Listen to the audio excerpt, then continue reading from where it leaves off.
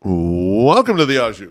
I'm your host, Beef Loaf. This show is being sponsored by our friends, Punky's Pizza and Pasta, located at 2600 South Wallace, my personal favorite eatery in the neighborhood. They have the best selection of pizza and pastas, as well as sandwiches and salads of any eatery in Bridgeport. Don't believe me? You can try my Sox Summer's favorite, the pot roast sandwich, which is best in class. Teresa's favorite, the old neighborhood pizza. We actually had it on Saturday for a trivia competition. A Sunday fave of the 108ers. My personal current favorite, the chicken parm sandwich, but rizz that up. Get a little garlic bread instead, an undefeated upgrade. Bonita Stakey proclaims that Punky's has the best burger in the neighborhood, and she's tried them all. Hit the website, punkyspizza.com, for all of your carry-out or delivery orders, or to cater your next party. You can also call them at 312-842-2100. The Scarlotta family will take care of you. Punky's Pizza and Pasta. Also, coming up, we have tickets on sale for a live event Wednesday, March 27th with SoxMachine at the newly renovated Ramova Theatre at 3520 South Halsted Street in Chicago, right here in Bridgeport. We'll be in the Ramova Loft portion, which is a 250 capacity venue. Tickets are $22 in advance. That's before fees. And you can go to ramovachicago.com/shows/ to buy tickets, or you can hit the link in the show notes to get those tickets now. You can also hit the QR code that's up on the screen if you're watching on YouTube. That's also going to work to get you tickets for this. This show is powered by you, the Loyal 108 supporter. Please subscribe to our YouTube channel. Feel free to tickle the undercarriage in the process. Like, comment, turn on notifications, and most definitely super chat, because that's how we get paid, and that's how we continue to make the content you know and love. Tonight's guest.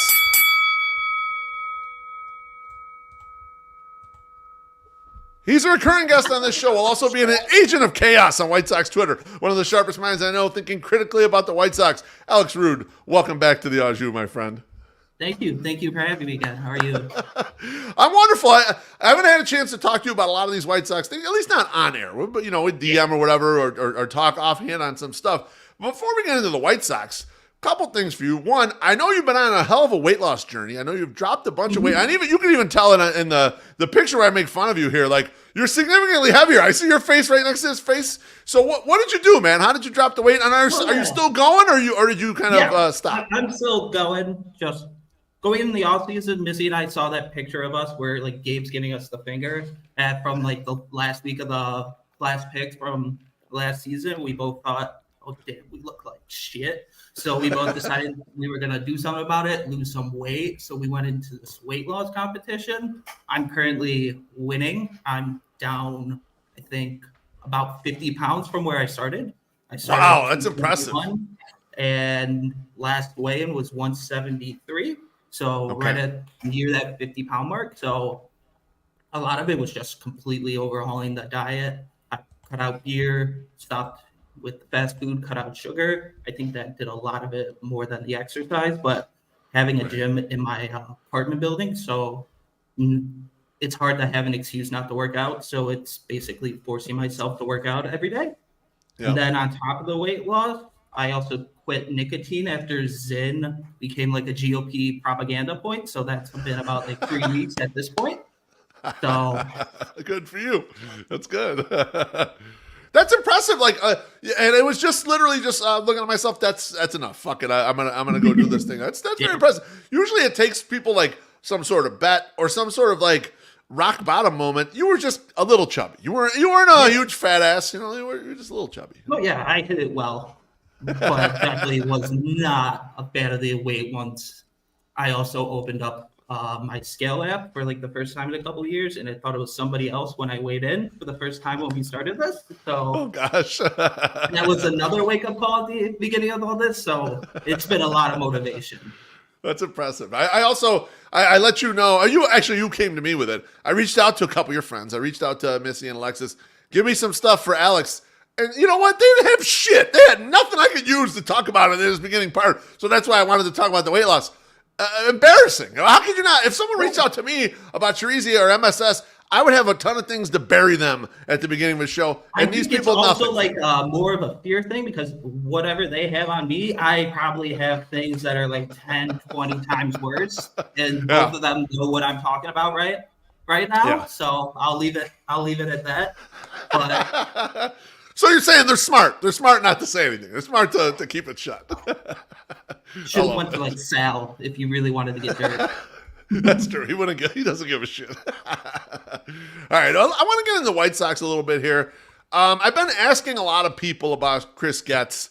people have either come with they didn't like him hired, and they've kind of just carried that with them, or they're kind of given it's an incomplete grade until he trades Cease. There have been a lot of that sort of thing. Alex, what do you think of Chris Getz' first off season in charge so far? I took a similar approach when you sent this over to me. I reached out to a bunch of different people that I trust, got their opinion, put letter grades on everything, since I think that's just an easier way to look at things. And also, if I didn't ask you, I probably just forgot. It's not that I don't trust your opinion.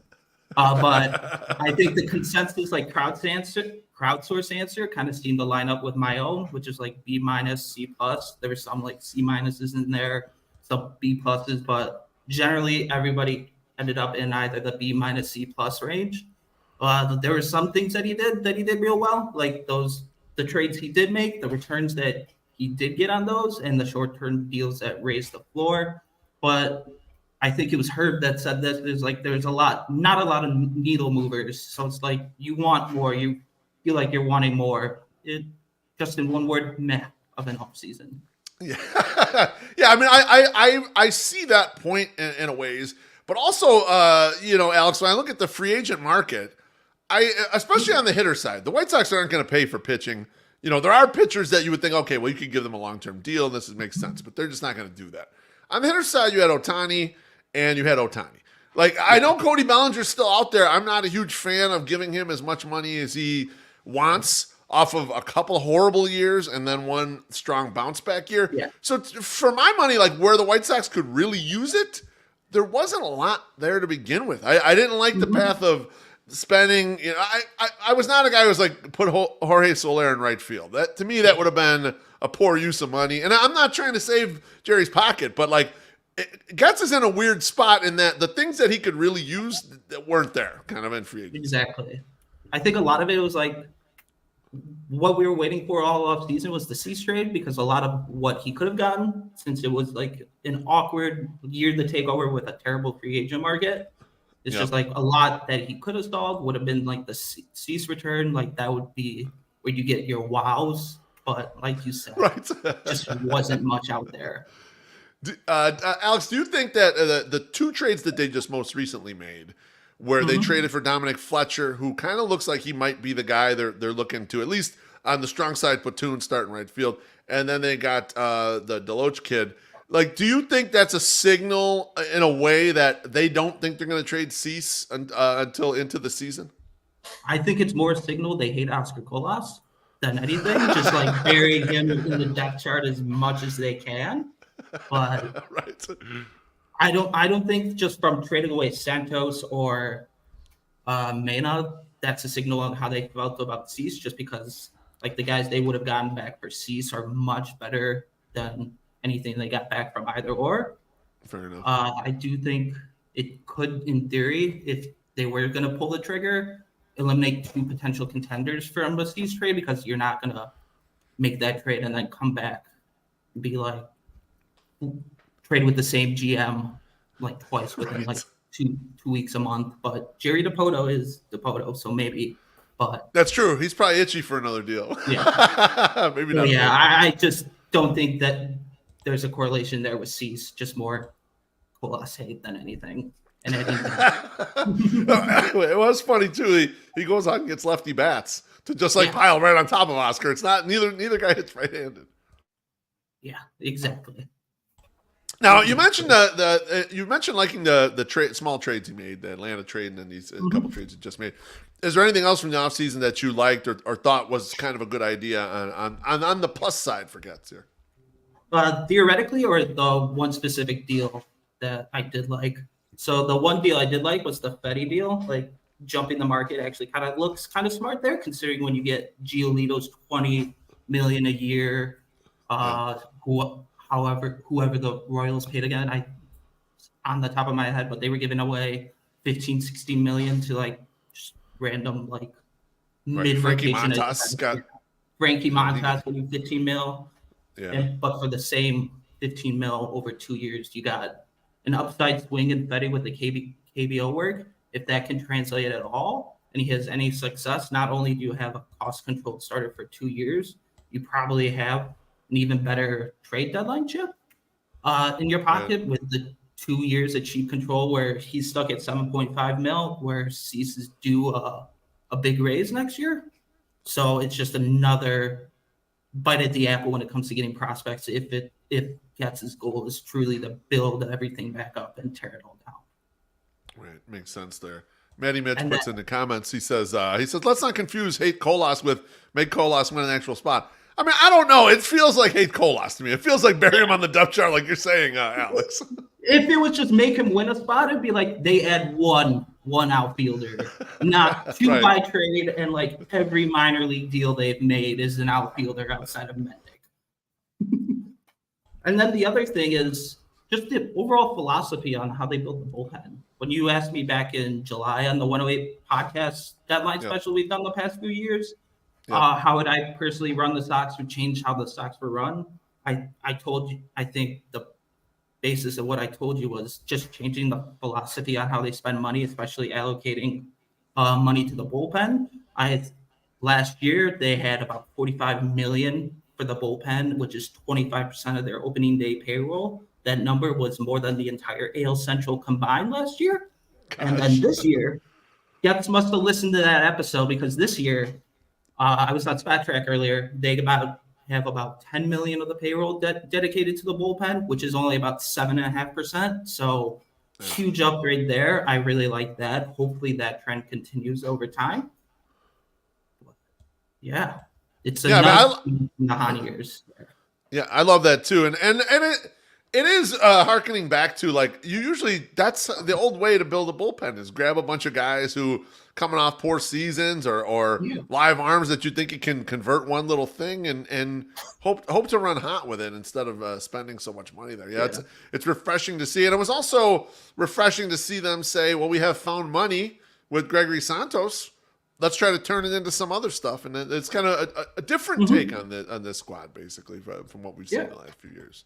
What do you think Getz could have done differently?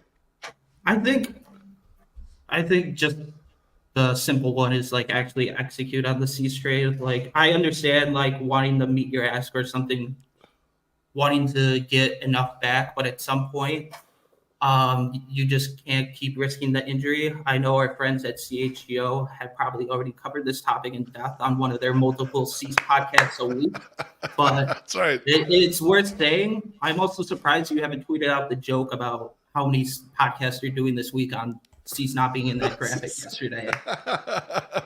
Yeah, I know, because I saw a bunch of tweets about that too. It's like, oh, is this a signal or something? It's like, well, yeah, they know he's not going to be here the whole year, so they're going to go with these guys. Who cares? You know, like, whatever. Nothing like overreacting to a social media post. Yeah, absolutely, yeah. So, yeah, obviously executing on Cease. I agree with you. At some point, you have to realize the marketplace is just going to be the marketplace, and holding out for a lot more, it just won't happen for you. You got to make a decision there. You know. Yeah. Anything else? With a pitcher where it's just one bad delivery and he's on the operating table and out a year, it's like. Yeah, probably should capitalize when you can. And then for all the emphasis that he has on defense, it's interesting that Eloy is still on the roster. Like that he adds zero of value on defense. And like, I'm sure it'll take like a week or so before the first Merkin or DBS tweet about how Eloy wants to play the field again this year. So just having to deal with that, I feel like he would have at least tried to get something there. But other than that, like, this whole like topic, there's not much he could have done that would really get me like upset with this offseason just because the free agent market was so subpar and he was given like an awful hand to work with. To start out with some of the money that he has on the books. Or I'm trying to like word it without sounding too nice towards Getz, but he could have done more. Definitely could have done more to get some needle movers, but he inherited a tough spot to begin with. Right. No, I mean, I agree with you. He could have flipped out of Eloy and just kind of saved the money. But he does have some optionality if Eloy actually becomes something, right? Eloy does manage to stay healthy. They convince him he's just a DH and he hits the hell out of the ball. You have option years. You can figure out if you want to move him to somewhere else or whatever. So yeah, it was selling extremely low. Let me get to a couple drinks here. Andy says, cheers to two of White Sox Twitter's best. Good stuff. Thank you, Andy. Appreciate you, my friend. And then we got the Southside Bomb. Johnny says, cheers, boys. Cheers, Johnny. Oh, Gabriel's in the comments. What's up, buddy? Yeah, I see him. Yeah, there you are. Hi, Gabe. How you doing? Long time no see, buddy. See you missing from Twitter lately.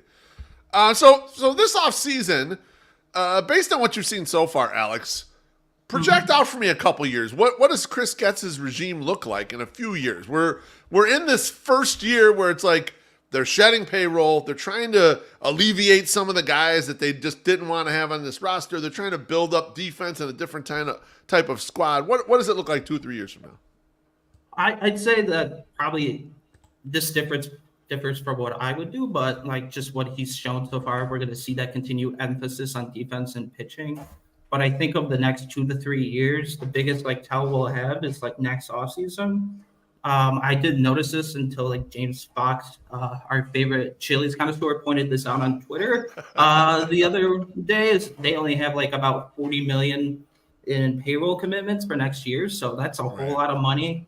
Even for everything that you say about Jerry being cheap, that's still a bunch of money to work with next offseason. Right. So I hate to throw the expectations so early, but like they could be a make or break offseason next year for his tenure with all the money that he has to work with, and with every year of Luis Roberts' control dwindling, what he decides to do with Luis is going to become an even bigger and bigger question. So what he does there, does he keep Luis or does he trade him for even more? Well, that's probably going to be the big discussion point over the next couple of years. So it's going to be interesting to see what he does there. I personally would keep Luis and try to win with your superstar talent, but I have no idea how he's going to approach it. So it's going to be interesting to see how that turns out. Yeah, I agree with you, Alex. Like the first time that he's actually going to barrel real multi-year deals, that's anyone. I'm interested to see what that looks like. I'm interested to see what the choice is. Like who is he prioritizing in those situations? Right now, when you're just working around the edges, yeah, I mean, that's important too. You got to fill in the rest of the roster. Yeah. And we're getting a type. Like with the corner outfielder guys, he wanted to make sure they're guys who could at least play the spot. And he wasn't as worried about the offensive prowess. These guys are lighter offensive prowess guys who can glove it in the outfield. And obviously he did that to the extreme on the infield. You almost don't want that bad hitters in there, but like he's really emphasized that. I wonder if his first free agent gets are going to look like that too, where it's like, these are superior defenders. This is what you're getting. And well, it's an okay bat kind of thing. Yeah, definitely. And like another point is, does he extend anybody that he currently works with? I know we saw those Hahn pre-MLB extensions. Does he try to do the same with Colson, maybe a Ramos? Right. Does he actually let them like work out, see how they do in the majors before that? Because you can argue the money that they dedicated to Eloy, would he be making 13, 15 million this year? Probably not. Moncada's 25 million. Nope. Probably would have benefited him from leaving in free agency this year. So, right, because it's just the roll the dice there. See his risk aversion compared to Hahn when doing those. Yeah, I agree. That'll be really interesting to see. Let's get into some spring training battles. The position battles are. You would think there aren't a lot of them because we have a lot of incumbents, but there actually are some things out there. And with spring training starting really soon. Right field, we touched on earlier. There was a trade for Dominic Fletcher. Christian Mena was traded in return for him. A lot of people were upset about Christian Mena going. But my question for you is this Dominic Fletcher's job to lose, or do you envision more of an open competition? Because the White Sox, like you mentioned, they buried Kolas down there. They've got a bunch of NRIs. Like, what do you think this is going to look like in spring training? No, yeah, I wouldn't say an open competition, but he's the heavy favorite for right field. I think your phrasing of his job to lose may be a good way to put it. He's probably going to be needed to somebody's going to need to perform and force him to Charlotte for how things have been talked about since that trade. Overall, at a macro level, like I said, it seems like Getz is in the approach of anybody but Kolas at this point. So right. In addition to Fletcher, there are some interesting veterans there. Pilar is a solid veteran bat to have. He got in 81 games for the Braves last year, and they were a pretty solid team. And if they can get some use out of him, I'm sure the White Sox can too. I'm And then you got a great vibes guy in Brett Phillips. Like sometimes you just need a Yomer on your team, and he can do that perfectly. So I'm sure he'll get some run at some point this year, but we'll see. I think even if he doesn't make the roster as the opening day right fielder, I think bulk of the year Fletcher ends up being your right fielder. Okay, yeah, interesting there. And it's funny you bring up Pilar right away. When they signed Pilar, and this was before the trades, Treasy basically contemplated, they're signing the short side of the platoon guy first. And who is going to end up being the other side? Do you think the most likely outcome here is Fletcher is getting the bulk of the at-bats and Pilar makes this roster because he could still handle center field, but not every day, and he can hit lefties? Yeah, I think that's a good way to put it. I know we had a separate discussion point for Gavin Sheets, but I feel like Pilar would be a great Gavin Sheets replacement. But when I was reading Merkin's roster projection earlier, so he had both Pilar and Sheets making it. So yeah, I'm not sure if I should look at it as like one or the other viewpoint there, and they'll both be there. But I do think the platoon can work. I didn't look at Fletcher's splits for his cup of coffee in the MLB last year. Were they stark enough where he'd need the platoon bat? I don't remember if the major league splits were, but the minor league splits I believe were. So that it is most likely outcome. You kind of don't want to play them very much versus lefties. That's the way I remember I'm seeing it. So I would guess that they do that. Although as Treasy pointed out, I'm not sure if we could trust Pedro Grifol to execute these things and not just go with the hot hand instead of actually executing. Oh, well, this is what we need to do, because we just didn't see a lot of it in year one, So no, yeah, definitely. But that goes into like their overall organizational philosophy. Who's the one really making all the lineups and with control? Like, are they a modern organization, or does Grifol actually have power to do that there? Right. Yeah. And I guess we won't really know, but we'll see if they end up being capable of executing the platoon situation there. Another intriguing battle for me.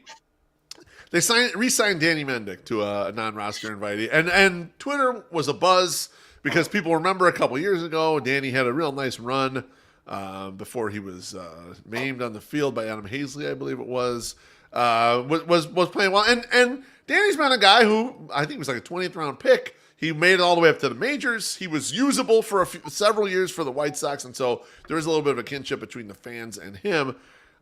So regarding him, who's the fifth infielder on this team, Alex? Is it Danny Mendick? Is it Lenine Sosa? Is it someone from the pile? Who do you think ends up on this roster as the guy that's got to be the backup infielder? It's interesting because like when I first saw this, I was like, "There's no way it's Mendick, right?" Like, like how bad he was last year with the Mets. I think it was like a 40 WRC plus. Like the 2022 seemed very fluky. Like if we didn't even know who he was, the Twitter reaction to his signing would be completely different based on the numbers. But then again, I looked at the other options, invited to spring training, and oh boy, he might be the best of the options. I think maybe, do they think Jose Rodriguez could be that guy? Maybe he could be the fifth infielder. The real battle here, it's going to be between Paul DeJong and whoever wins this battle for who gets DFA'd when Colston comes up, because that's inevitable. That's true. So Chestnut Checker's answer there. Fifth infielder is going to be the DeJong, but we'll see what happens. Honestly, I don't see whoever wins this battle getting much run, but that could just be me. It's interesting. I would think that it's not Popeye, and the only reason I would think that is because I don't think they would saddle him with sort of a bench spot right away, like right out of the gate. Here, I think they probably want to give him at bat somewhere. But Lenine Sosa's had enough of a cup of coffee here where it's kind of like, I'm not saying he's make or break, but you have young infielders coming up, as you mentioned, Colson Montgomery, Brian Ramos. Like, these 40-man spots are valuable. I wasn't sure if they would, like, throw him on the roster and say, well, yeah, he can actually cover shortstop if need be, although I think the likely scenario is Nicky Lopez moves over to short, and one of these guys would slide in at second base. So I don't know. I'm curious to see how it shakes out in spring training. it's a legit battle, and this person, whoever the fifth infielder is, may get time. I mean, depending on how these other guys are hitting the situation. I just don't know if I could believe in Lenyn Sosa with like 1% walk rates and shit. I think I'm not sure if there's a competent enough bat there. Yeah, we'll see. He does have the pop. At least he has that. But not much absolutely. Yeah, that's sometimes a little lacking days ago in the field. Is there a role? What's that? I was going to bring up the Shoemake was brought up by Maddie Mitch in the comments. He's an interesting name. He could be there. Yeah, he absolutely is. I wonder. I assumed when they brought him in that they were going to do something. And here's the comment from Maddie Mitch. Is he in that pile too? I would say he is in that pile. My thought, though, when I initially heard when they were bringing him in, I thought they were going to do a swing rework or something that they may want to test out somewhere not in the majors and with regular plate appearances. However, AAA is probably going to be pretty fucking crowded with infielders, just depending on how this shakes out. So I don't know. Maybe he is the guy who ends up settling out of it because he can play defense. Because in Charlotte, you got Colson and Ramos starting there, right? Unless one of them starts in AA. But right. And then likely you have Popeye at second, or whoever one of these guys that doesn't make the roster. So it's kind of tight down there. It's interesting. Alex, is there a role for Gavin Sheets on this roster? I touched upon it earlier. I would like to think he would not have much of a role besides maybe being a bench bat, but like we've said that going into like every year, and we've seen him basically been an outfielder for the majority of the season, like the past 2 years. So as good as that would be in theory and how much I'd like it to be that, I just can't trust this team to not just put him in the outfield every time. But like I also said earlier, the Merkin roster projection, as much as I would not want him to be there, I feel like if beat writers are putting them in the roster projections already, he's probably going to have some role, whether we like it or not.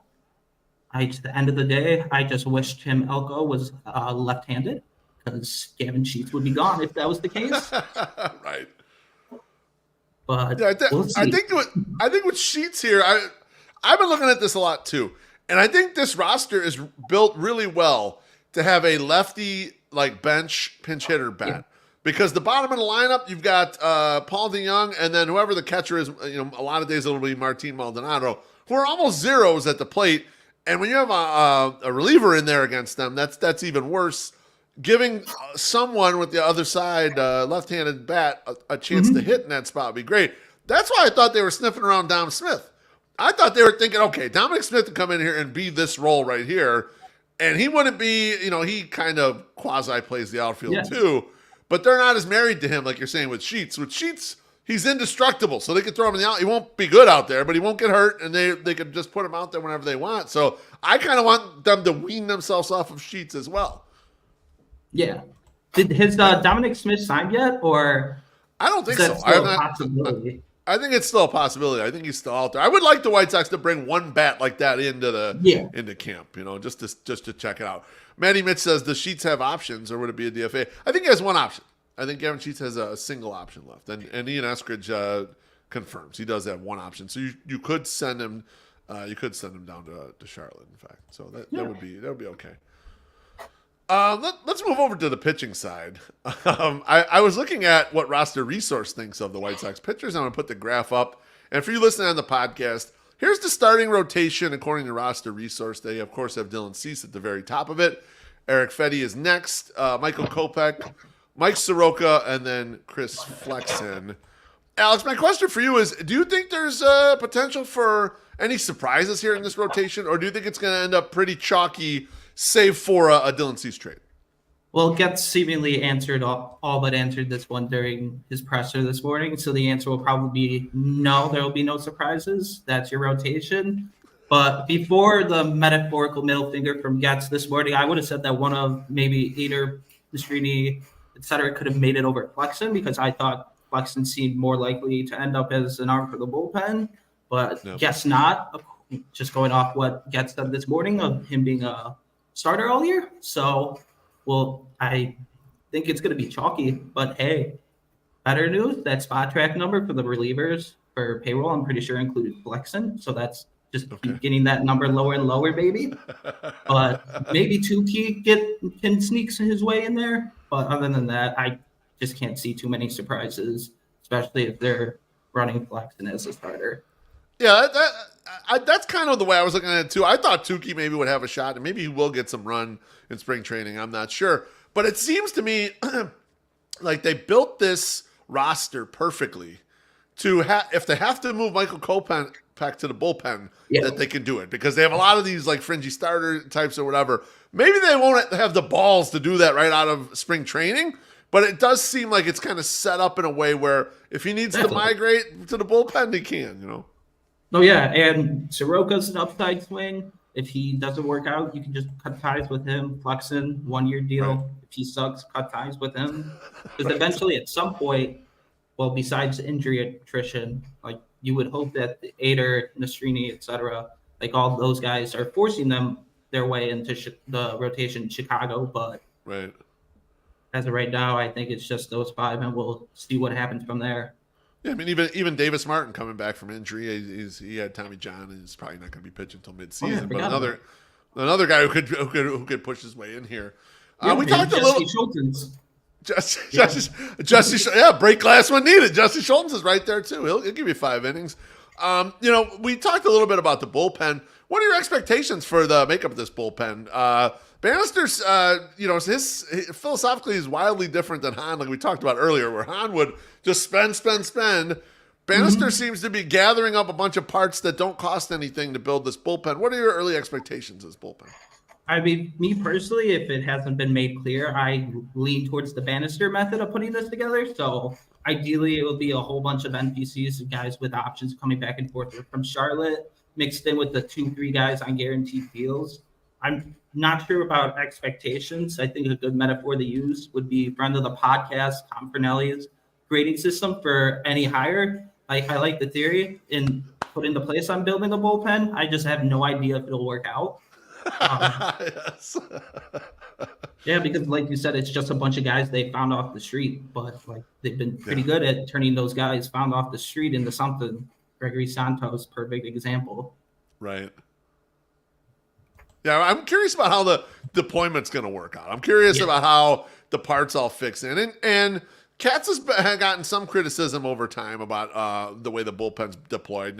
A lot of it got buried with La Russa because everyone just assumed La Russa was doing everything. But then last year, it was seemed a little more open that it was likely Getz was pulling the levers.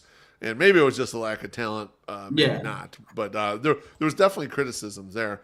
Alex, who's the closer? Or is there not a closer at all on this roster? I think to start the year, I think they'll just go closer by committee, maybe Brebbia, since he's the guy known by Bannister and Katz. But other than that, I think it's just throw shit at the wall and see what works until like mid-year, end of the year. They flip whoever they can at the deadline, and then they bring up Jordan Leisure. Maybe he makes it out of spring training. He seems to be the darling of Sox Twitter. He's that flamethrower that Teresi talked about a few weeks back. Yep. Maybe he's the guy that can just come in, throw hard, and get guys out at the end of the game. But we'll see what happens. Just not sure how many leads they'll be holding down at the end of games this year. So it may just not be worth much discussion at all because not going to see a lot of people, not going to be a lot of save opportunities. Right. Yeah, I do kind of wonder, like, they've accumulated enough of the fireballs with Leisure, who's not on the 40-man yet, Alex Spies, and then also Prelander and Baroa. So they have the makings of someone that could be that back-end guy, but none of those guys as of today would be the person I'd pencil in because I agree with you. I think it's Brebbia to start, maybe a little Jesse Chavez. He makes the team. Like some experienced hand is probably going to be back there until the dust settles on who can do what. Yeah, until they move Kopech to the bullpen. Or until someone evolves. Like last year, it wasn't Santos right away, and Santos was pitching in the 6th inning or whatever, and then he started pitching better and better and better. And it's like, okay, well, now that we traded everyone, this is our default closer because he's our best arm out there. So, yeah, I mean, much like the starting rotation, Alex, they've left themselves a lot of room to try stuff. They're married to nobody. Like you said, this was one of my points about why I thought the roster had upside, because they're not married to. They don't have to start Lance Lynn every fucking game when he's getting blown up and home runs everywhere. They don't got to start Tim Anderson with a 60 WRC plus every game. They can get the guys the fuck out of there and put someone new in there. Yeah, the flexibility is great. I mean, when you're trying to be a contender and have that, that's great. Like, they have options. You don't have to be stuck with those guys that are playing like ass. But you won't have much expectations going in, but if it works out, the upside's there. Especially if Colson hits, like, they could be cooking with something.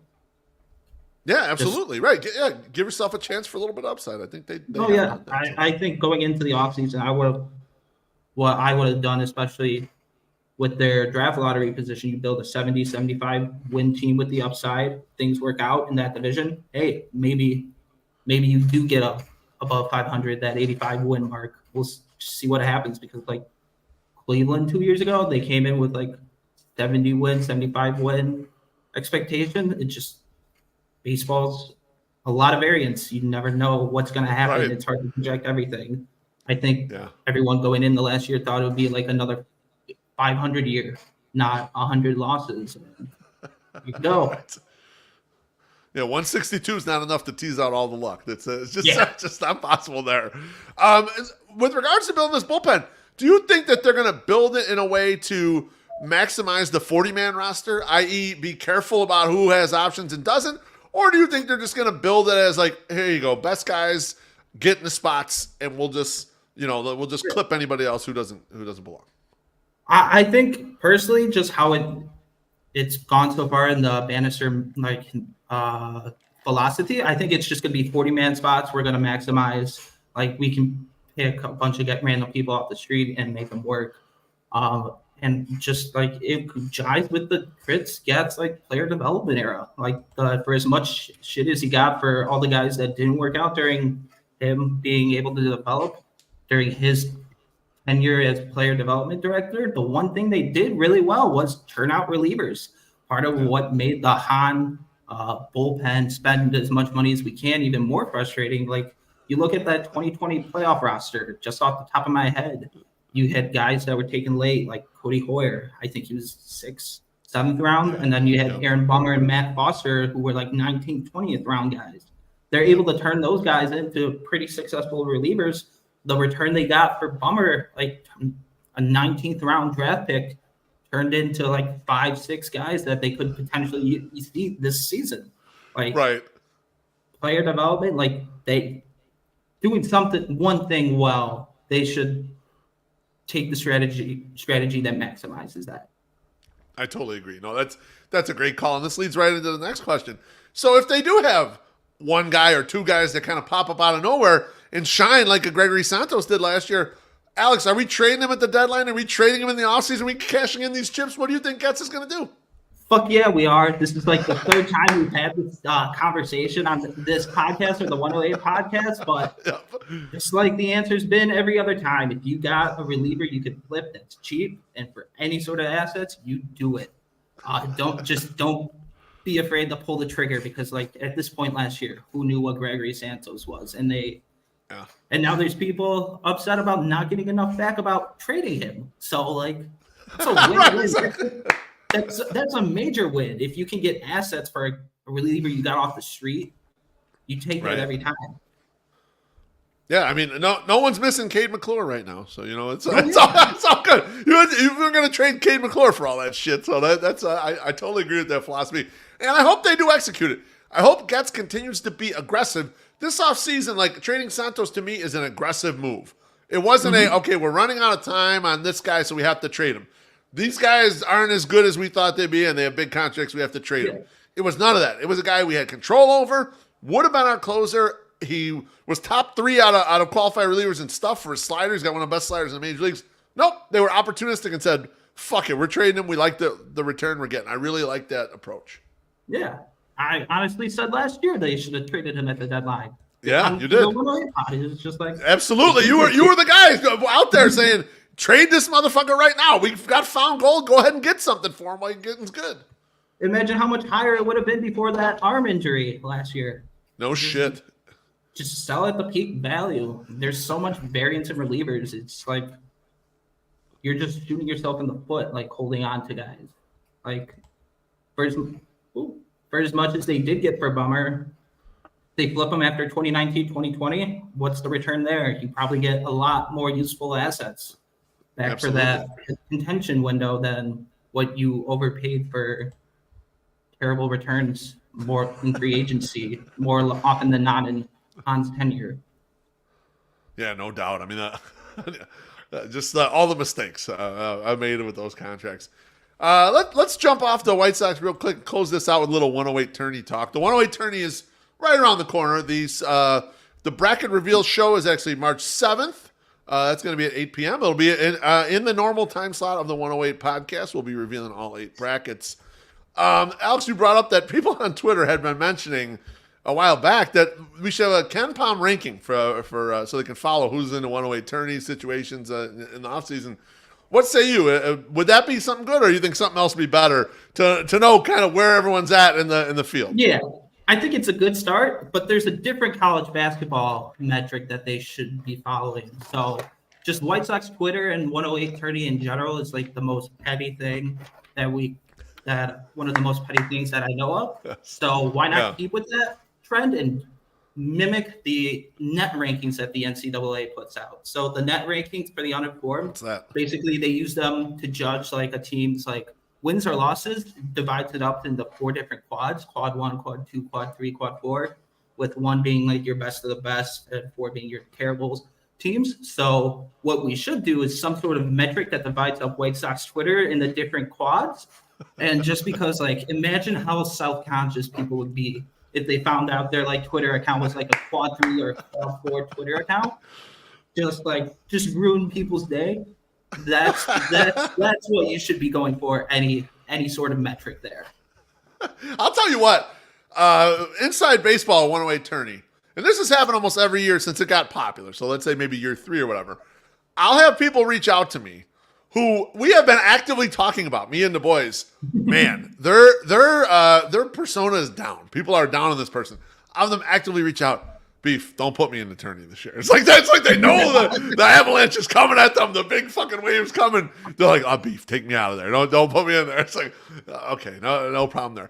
I know I've tried to hype this before, Alex.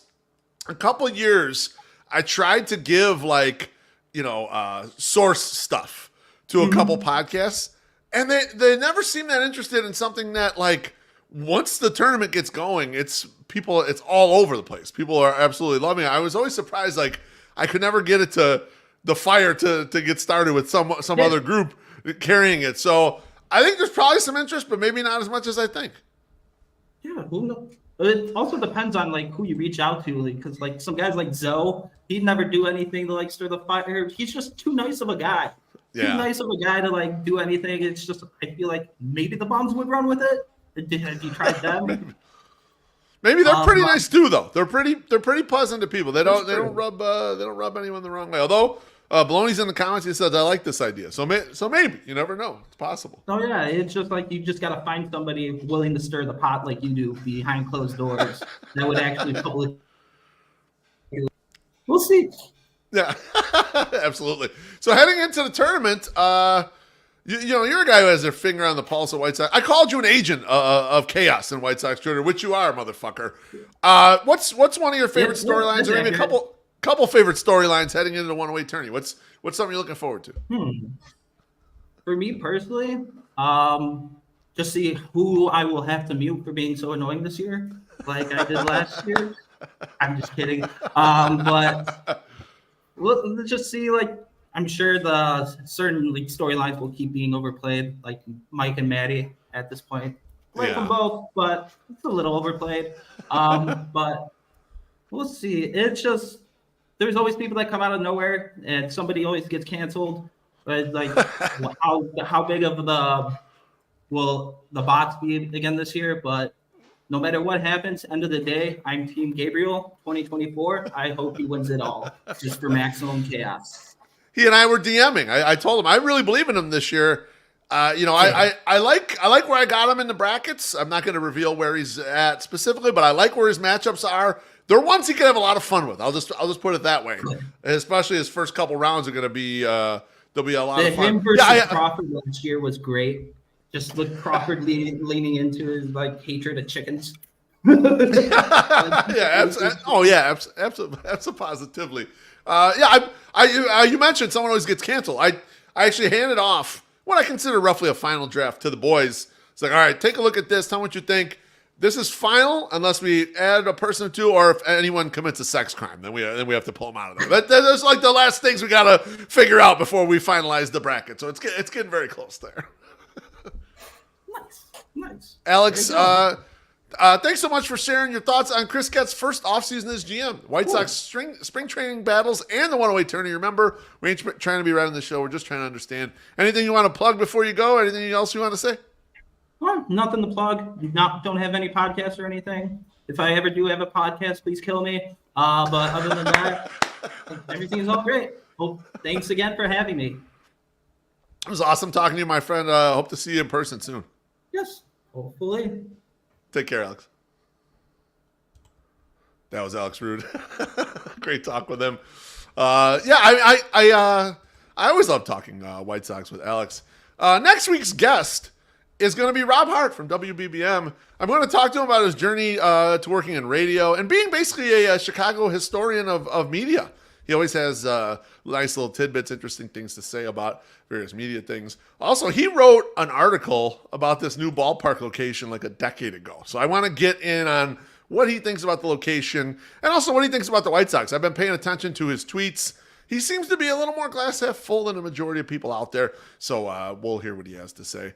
Thanks again to Punky's Pizza and Pasta, a great sponsor, and all the 108 family who's up in the YouTube comments. Appreciate you smashing the like button, comments, and of course those drinks and tips, the super chats that would keep us alive. I love all of you, and we'll see you on Thursday. Bye.